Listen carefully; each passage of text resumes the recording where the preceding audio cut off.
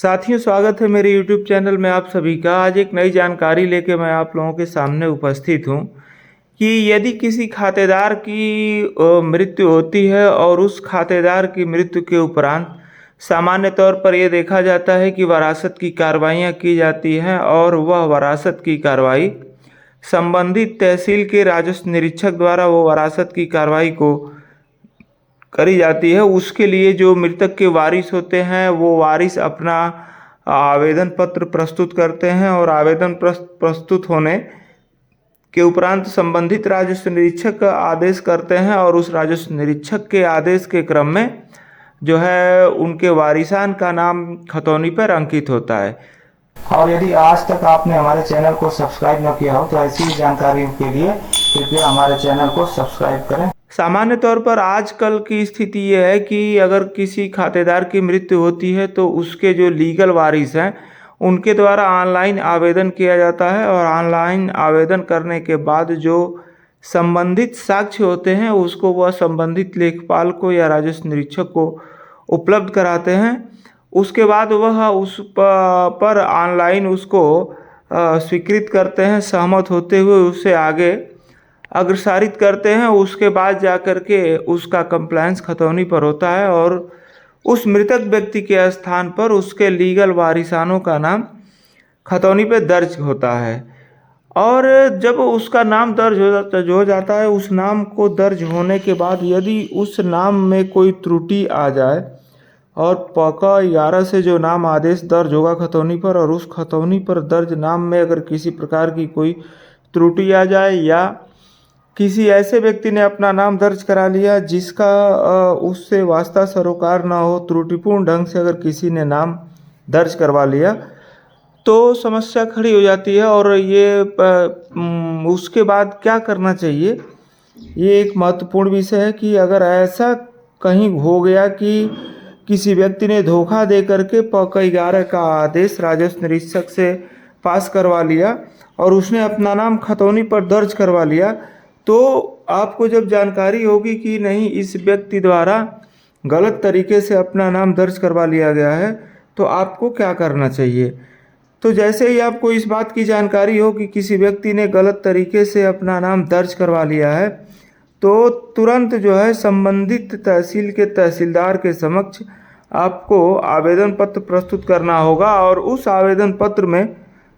उन सभी साक्ष्यों को प्रदर्शित करना होगा जिससे यह साबित हो कि जो पका 11 का आदेश है वह धोखा से प्राप्त किया गया है और उसमें कपटपूर्ण तरीके से साक्ष्य प्रस्तुत करके किसी गैर व्यक्ति द्वारा अपना नाम दर्ज करवा लिया गया है या उसमें कोई त्रुटि हो गई है, उसको साक्ष्य के साथ न्यायालय के समक्ष रखना होगा।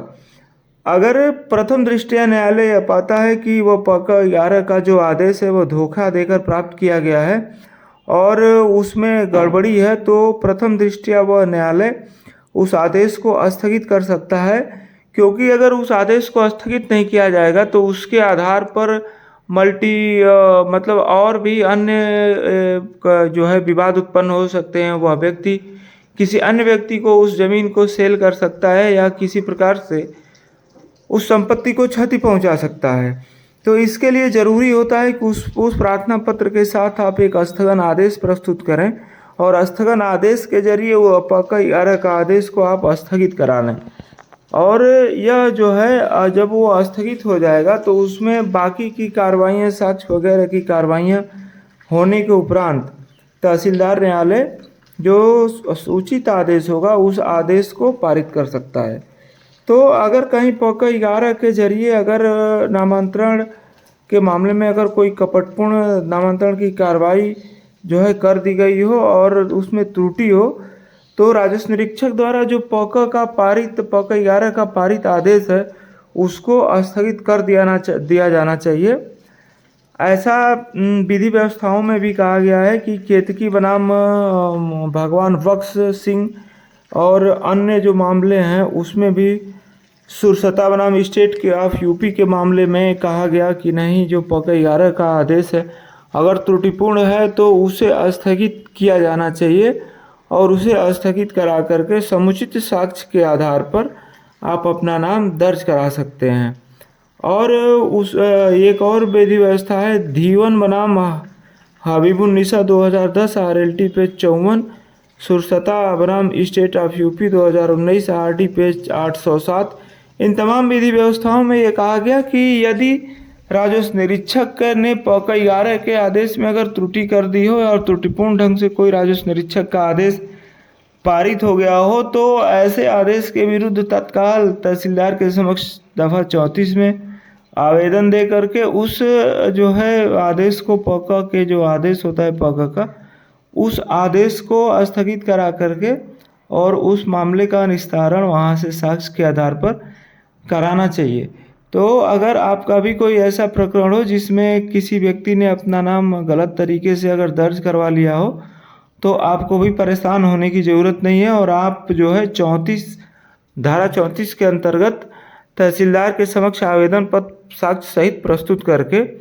आप उपचार प्राप्त कर सकते हैं और उस त्रुटि को दुरुस्त करा सकते हैं। तो साथियों, ये जानकारी कैसी लगी आपको ये हमें कमेंट बॉक्स में ज़रूर बताएं। और अगर POCA के आदेश के आधार पर किसी ने अपना त्रुटिपूर्ण नाम दर्ज कराया है या कोई विवाद को छुपा करके कोई कार्रवाई की गई है तो आप भी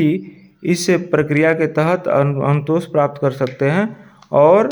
अब जो सही वारिस हैं उनको कागजात पे दर्ज करने के लिए आवेदन पत्र प्रस्तुत कर सकते हैं। साथियों, धन्यवाद। यदि आपने मेरे चैनल को अब तक सब्सक्राइब न किया हो तो कृपया करके इसे सब्सक्राइब करें। धन्यवाद।